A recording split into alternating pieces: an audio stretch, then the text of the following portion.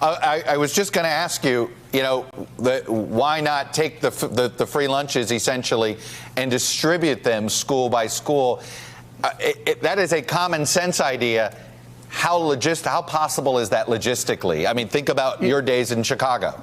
Yeah, it's very possible logistically, and this is a time, Chuck, when a time of crisis that the community has to rally together. And I hate that as a country and as a planet we're in this crisis, but I have to tell you, I'm actually unbelievably inspired. Times like this bind us together and can bind us together in some really, really positive ways. And I'm talking to educators, I'm talking to people who run food banks and food depositories, I'm talking to people who are used to providing food after a crisis, an earthquake, a hurricane, and we can work together and use food as food distribution centers.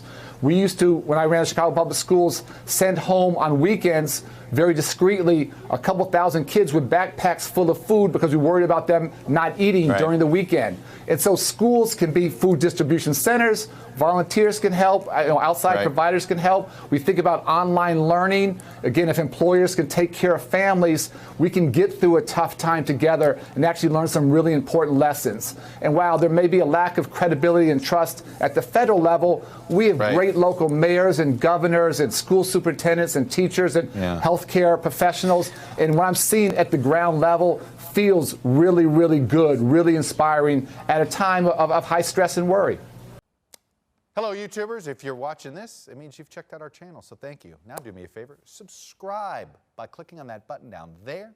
Click on any of the videos to watch the latest interviews and highlights from MTP Daily and MSNBC. You can get more Meet the Press content every morning in the First Read newsletter. If you're tired of content that you don't know anything about where it came from, you don't have to have that problem with us.